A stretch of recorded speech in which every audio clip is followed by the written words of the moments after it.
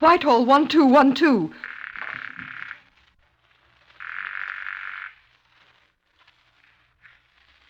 This is Scotland Yard.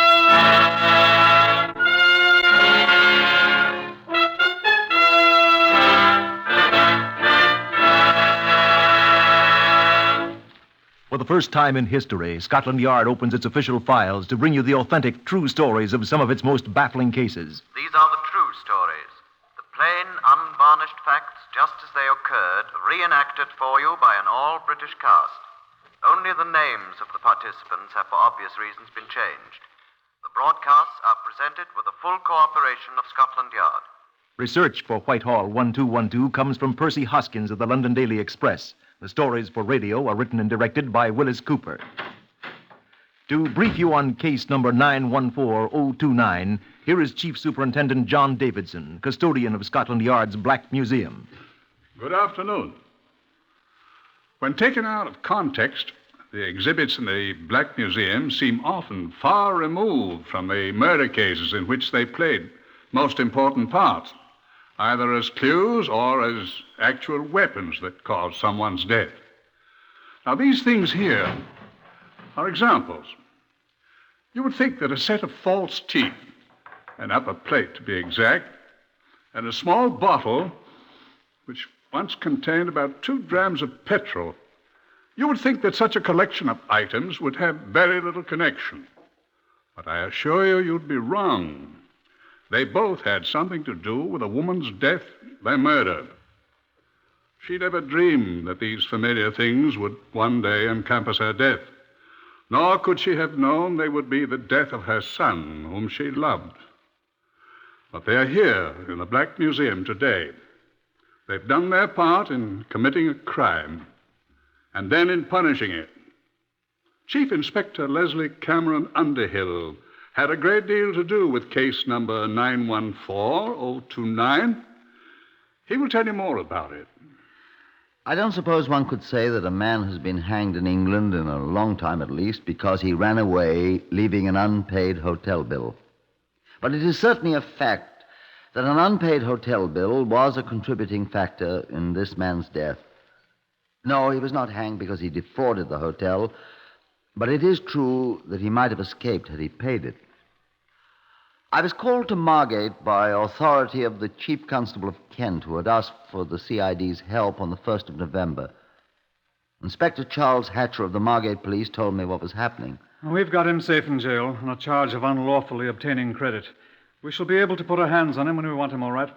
I don't understand what you need a CID man for on a charge like that one. A misdemeanor, Inspector? It isn't a misdemeanor we want him for, sir. What do you want him for? Murder. Oh. We can't prove it, of course, yet. So we can't charge the blatter. But as long as he's in jail, we can look about a bit. And we're hoping that perhaps you can find out if we're right in our suspicions, Mr. Underhill. I'm glad you know my name, Inspector. Eh? I got the impression you thought it was Holmes. Oh, really now, Inspector? Well, what's it all about? I know nothing, of course. Well, he did the hotel people, the Metropole here in Margate, out of, I remember perfectly, £8, 13 shillings, 11 halfpenny. Food and lodging for himself and the old lady for a week. Yeah? And then he got an advance of £40 on her insurance. Was she dead? Of course, in the fire. What fire? When her room caught on fire. When? Last week, the 23rd. What happened? She die? Suffocated. Carbon dioxide, smoke, etc. 2 doctors certified her dead by misadventure. Well, then... I don't understand it. He took her away to bury her, but instead he rushed up to Norwich. Buried her at Norwich? Her home was at Great Frensham, but he didn't go there. He went to Norwich. Yes. You said that. Well, Norwich is the headquarters of the insurance company. There he got an advance of £40, but he didn't bother to come back here and pay his bills. Oh, I see. And you went up and pinched him? He's in jail here now, awaiting trial on the fraud charge. Well, then... Well, we have an idea that the old lady didn't set herself on fire, accidentally. You think he murdered her for her insurance? With your assistance, we hope to prove that. Let me tell you what we already know. Now... excuse me. Who was the old lady who got murdered? Oh, I thought I told you. His mother.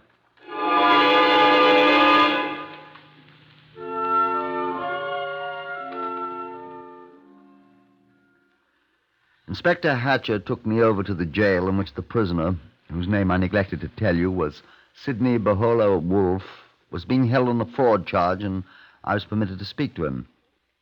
Now, I would remind you that according to the judge's rules, by which all prosecutions are conducted, an officer is forbidden to speak to a prisoner on any subject concerning the crime or misdemeanor with which he is presently charged. The prisoner is under no compulsion to speak except of his own free will. He is warned at the time of his arrest, anything you say will be taken down in writing and may be used in evidence. But he may be questioned freely on other subjects. That is not evidence. So he was brought in from his cell. This is Wolfe, Chief Inspector. Thank you. Hello, sir. Now, Wolfe, I'm Chief Inspector... Underhill's your name, yes. Oh. Did Inspector Hatcher tell you who I am? No, sir. I met you when you was a sergeant in the CRD 7 years ago. Remember me? At Woking, sir? Well, I remember you. Forgery, wasn't it, Wolfe? I got 2 years for it. But it wasn't your fault.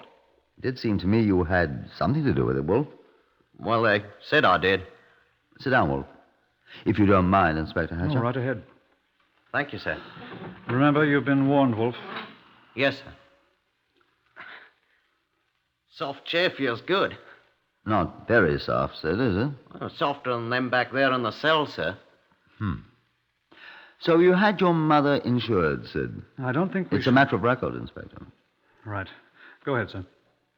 What about it, Sidney? I wish I could have afforded more. It was only £3,000. Where'd you get enough money for an insurance policy? Well, I generally get money when I need it badly enough. How long has this policy been in force, Sid? Well, you might as well tell me. I can find out from the insurance company. Since the 22nd of April this year. You kept it paid up? Yes, sir. How have you and your mother been living? I remember it. You two had a rather rough time in the past. We've had that. Go ahead and answer him, Wolfe. Well, I had a pension, sir. Oh, yes. 8 shillings a week from my disability in the war. And what about your mother? Well, she had 10 shillings pensions a week on account of my brother Horace was killed with a London Irish rifle, sir. You remember? 18 shillings a week between you. Well, there's other ways, sir. I dare say. When I was sent down last year for 15 months... By mistake, no doubt. Well... My mother went to the Wickers when I was at Dartmoor. She was sick. Oh, I'm sorry. And then when you got out? Oh, we came up here. A lot of other places before, though. I think I'd look up some of those other places if I were you, Hatcher. I'll just do that, Wolfe. When did you come here to Margate? About 10, 11 days ago. Where did you live? At the blasted Metropole. The place where your mother died. God rest her soul. Were you there when your mother was killed, Sidney? I tried to rescue her. I was overcome by the smoke. That was on the 22nd of October, wasn't it? 22nd of October at 9:07 in the evening. Was your hotel bill paid then? No, sir. Why? Because I hadn't any money. Wasn't next day, the 23rd, the 6th month after you'd taken out your insurance policy on your mother's life? Yes, sir. Did you have the money to pay that? No, sir. And so she died. Wasn't there double indemnity in case of accidental death, Sidney? Wasn't there? I think so. Curious coincidence, isn't it, Hatcher? What? She was killed on the last day her insurance policy was good. Wasn't she, Sidney? You're accusing me of murdering my mother. Uh-huh. I didn't. I didn't. I didn't have anything to do with it. How can you say such a thing? Why, Sidney, you were the one who said it. I didn't. You can't make me say I did. I didn't do it. It's a dirty lie. She died of her own self, a suffocation she did. Well, I even tried to pull her out. That's true, Inspector. Did you, Sidney? Why, I all but got my own self suffocated in the smoke. He did get quite a lungful of smoke. I nearly got myself killed. Well, now, let's not scream and shout, Sidney. I want to know what happened when your mother died, if you please. She was reading the newspaper, I told you. You didn't tell me that. What? Well, I've told everyone else. She was reading the newspaper and the paper caught fire from the gas heater. You said she was suffocated. So she was. I went right... Does paper make enough smoke to cause suffocation? Well, there was a lot of smoke, Chief Inspector. Enough to cause a person's death, do you suppose? Well, the easy chair caught on fire, too. I saw it after the fire brigade put it out. It was burned quite badly. It made a lot of smoke. Her clothes were burned, too, I expect. Why, I don't recall that they were. They must have fallen away from the chair. That's right, sir. She fell out of the chair, away from the flames. Mother wasn't burned at all, suffocated by the smoke. That's what the doctor said. And where were you, Sidney? I was unconscious. He was knocked out by the smoke. What did you do, Sidney, when you discovered the smoke? Huh? First, I mean. Oh. Why, I ran into the room. I'd been taking 40 winks in my room next door, and I see my mother lying there. Through the smoke? Yes, through the smoke, yes, sir.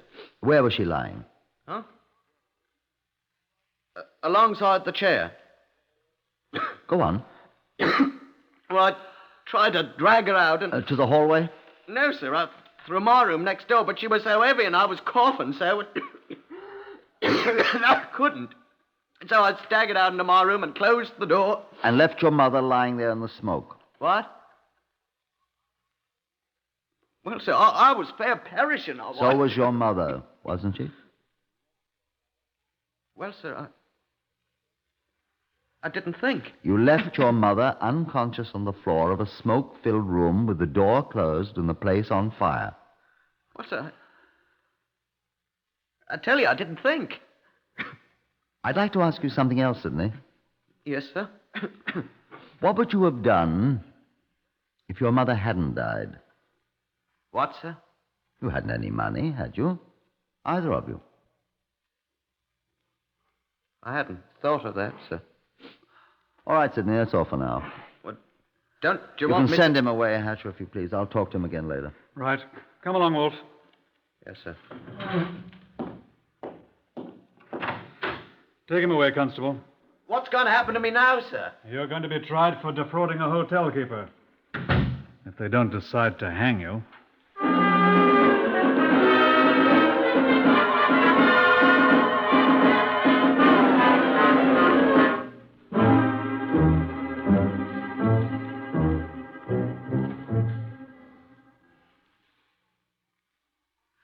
The crime of matricide is probably the most atrocious one I can think of. Because of its enormity, it's even more important that a man suspected of it be protected from guesses and inferences. Guilt or innocence must be established within a reasonable doubt before a man can be accused. It behooves those who pursue crime and criminals to walk softly. I talked to the man, Mr. Adam Gunn, who carried Mrs. Wolfe's body out of the hotel room the night of the fire. Adam Gunn, that's the name, sir. For Dunedin. Mr. Gunn, you're a guest at the Metropole Hotel. Aye. I understand you carried the body of that Mrs. Wolfe out of the fire the night... Aye, sir. I am that man. Was she dead then? I think she was, sir. At least when the doctor examined her after I laid her body on the pavement, he said she was. Of suffocation? So he said, sir. Was she burned? Her clothing or anything? Well, she didn't appear to be, sir. She was lying on the bed when I came in, and... I thought she was lying on the floor. I was the one that went in the room, Inspector. She was lying on the bed, a good 6 or 7 feet away from where the fire was smouldering, and... Smouldering? Aye. What was burning? Well, the bottom of the chair appeared to be, sir, and some papers beneath it. And the carpet? Oh, I don't know about that, sir. The room was quite full of smoke. Oh, it's no wonder she was suffocated.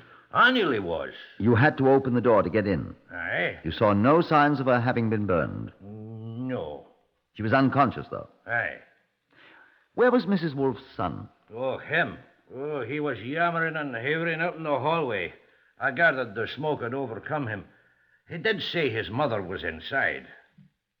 With the doors closed? Aye, the one to the hall was locked, but the one to her son's room was only just shut. And you are sure she was unconscious at the time you found her? Okay. She was unconscious enough. What's funny? Well, I wouldn't say anything ill of the dead. But I think the old lady died happy. Well, What do you mean, Mr. Gunn? She was lying on an empty whiskey bottle, sir. She was drunk.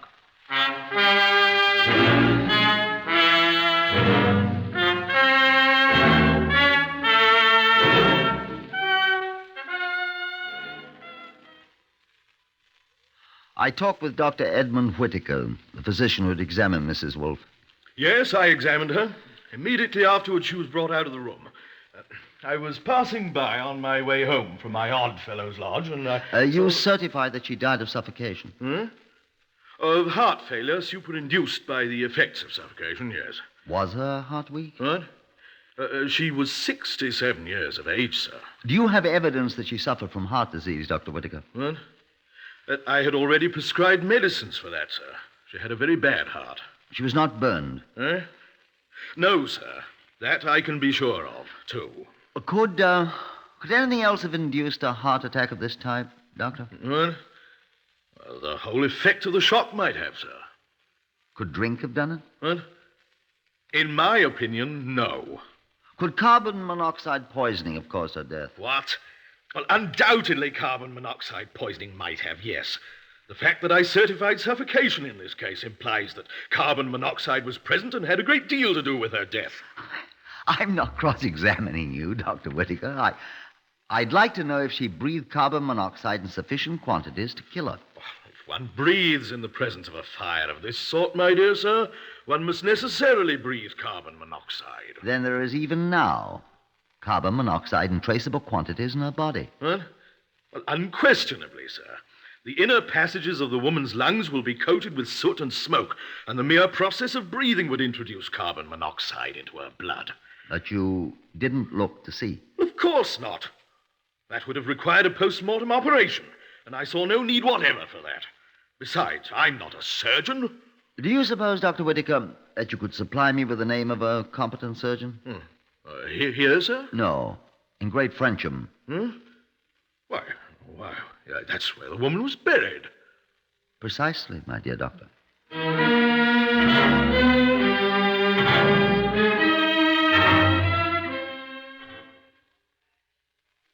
It wasn't necessary to find a surgeon at Great Frensham. I asked the Home Office, and they sent Sir Hubert Crosby, the best known of the Home Office pathologists, up there. A crew of local laborers conducted the exhumation, and the body was taken to a room in a temporarily vacant school building for the post-mortem. While Crosby went to work with his assistant, Hatcher and I studied the blackboards in the adjacent room. Takes me back to my kid days. Well, it doesn't take me back to mine. Why not, sir? We didn't have dead people in our schoolroom. Come to think of it, I don't believe we did either. Did have a master we often wished dead. Yes, one of those in every school. I wish that hotel manager hadn't been in such a hurry. What are you talking about? I went over there yesterday to have a look at the room where the old lady was burned up. She was suffocated, sir. Killed, let's say, till Crosby finds out. I went over there to have a look, and the blighter's got it all repaired already. That helps. Got new flooring put in, the carpet before the gas fire replaced, the burned chair thrown out, everything cleaned up like new. What were you looking for? Evidence, old man, remember? Oh. I wonder if he threw it on the corporation dump. He didn't say. Like me to find a telephone and call him?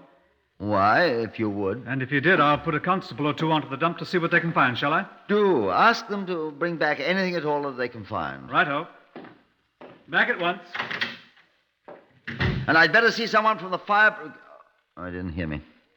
Oh, well, if they find anything. Who... Oh, hello, Sir Hubert. Found out anything? I thought I heard someone come in. No, it was Hatcher going out. Oh. Find anything yet? Come in and see. Oh, thank you. Well, I find out she's dead. Yeah. What'd she die of? I don't know yet, old man. I can tell you what she didn't die of. What? Suffocation. I mustered up courage enough to open the door where Crosby was holding his post-mortem and went in. How do you know, I asked. Look here. Oh, come closer, man. She won't hurt you. Where are the forceps? Here. See here? That's her throat? Excellent, old chap. Now, I ask you to look very carefully. If that formaldehyde bothers you, breathe through some cotton wool. See? There isn't a sign of soot or smoke discoloration on the inside of the mouth passages. You see? If she'd breathed smoke at all, unless the passages had been carefully cleansed, there'd be unmistakable signs of it here, and here, and here. Did you see? Yeah. Apparently, she didn't breathe any smoke at all. Well, what does that mean, then? It could mean she was dead when the fire started. Are you sure? Ammerman's testing a sample of blood over there for traces of carbon monoxide. Find any yet, Ammerman? No indications so far, sir. And if we can't find any, then we know she was dead when the fire started. I don't know what killed her yet. Sure of one thing, though. What's that? She was full of alcohol when she did die. And what does that indicate? She didn't know either.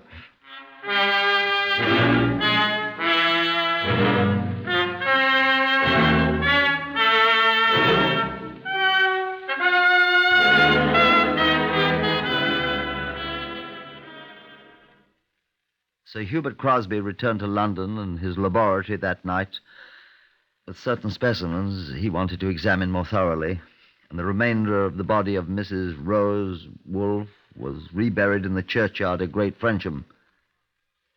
I went back to Margate with Inspector Hatcher, who told me that the corporation dump was already being examined. A man from the fire brigade called on me early the next morning, and, well, he wasn't much help. Yes, he'd been at fire. No, he hadn't seen body. No, nothing had been burned except few scraps of newspaper on the easy chair. Well, how about the carpet between the gas fire where it started and the chair? Hadn't been damaged at all. Not at all, I said. Not at all. He remembered that. Well, that was strange. Sir Hubert Crosby telephoned me. Crosby here, Chief Inspector. Look here, this old lady wore false teeth, didn't she? I'm not sure. Wait, I'll ask Hatcher. Hatcher, did Mrs. Wolfe wear false teeth? I'm sure she did, yes. Hello, Sir Hubert. Hatcher says she did. I'm sure she did. Where are they? Where are they, Hatcher? Her teeth? Wasn't she wearing them? Wasn't she wearing them? I never saw them. Well, we'll look around. I don't mean to be impertinent, Sir Hubert, but does it really make any difference? I rather think it does. There are definite bruises inside the mouth, which I believe to be from false teeth. And she wasn't wearing any in the coffin, so where are they? Well, I'm afraid I don't quite get it, sir. Look here, old man, you let me do my job, and when the time comes to do yours, I'll let you do it. Yes, sir. These aren't the ordinary marks, you see. They're more in her throat than actually in the mouth. Do you know what that means? She swallowed them? It's impossible to swallow a set of false teeth, man. There isn't a throat in the world big enough. Well, what happened then, sir? Someone pushed them down her throat. But where'd they go?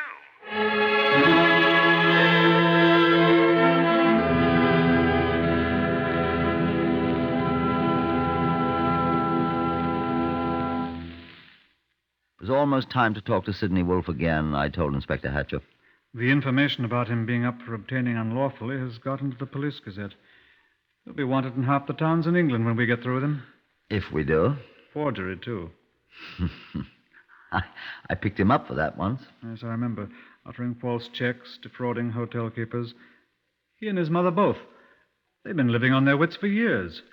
What was he up for just before he came here? Seems he went to visit a widow, a friend of his mother, and walked out one evening after she'd gone to bed. They got him for one, then. Walked out, thoughtfully leaving the gas turned on. If she hadn't waked up and smelled it, he would have been down to Wandsworth long before this. I think he'll be there soon enough. I think we'd better telephone the Metropole. They should have some information by now. Oh, the hotel, yes.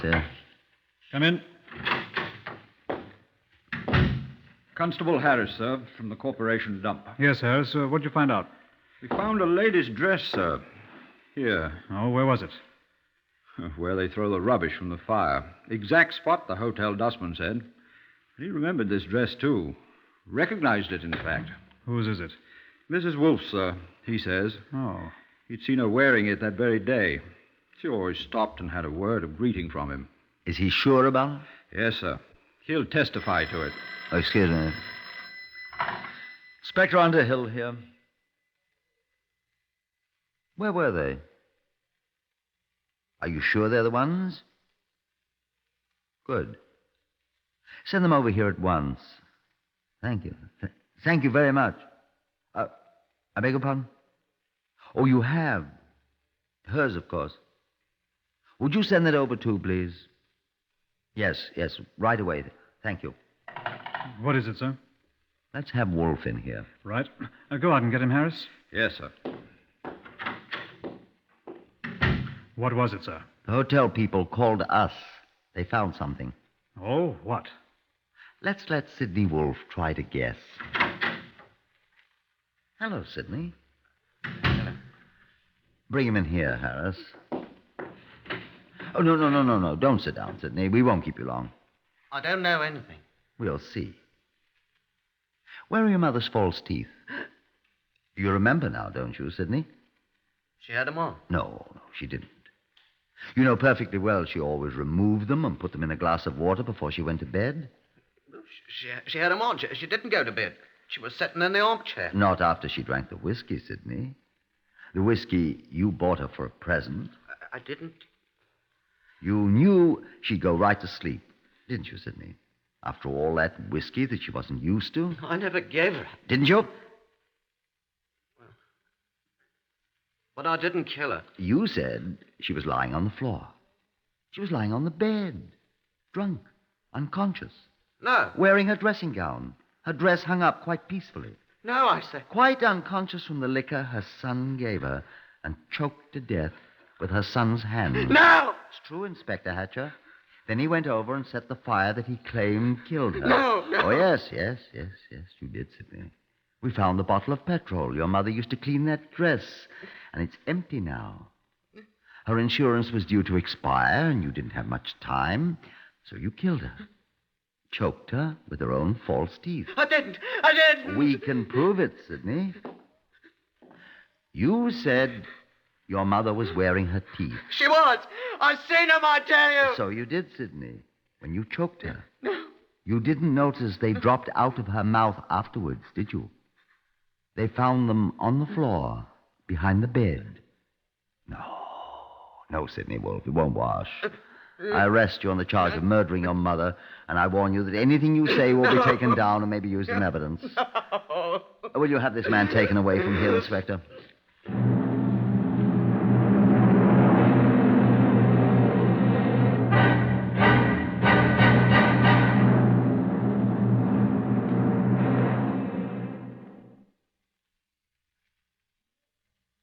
Yes, of course he was found guilty.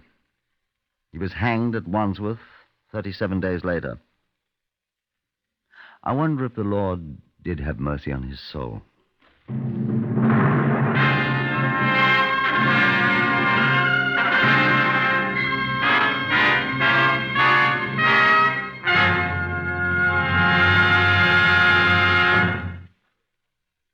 Heard today in the order of their appearance on Whitehall 1212 were Harvey Hayes, Horace Braham, Winston Ross, Lester Fletcher, Pat O'Malley, Ronald Long, Carl Harbord, and Edward Ashley. Whitehall 1212 is written and directed by Wyllis Cooper.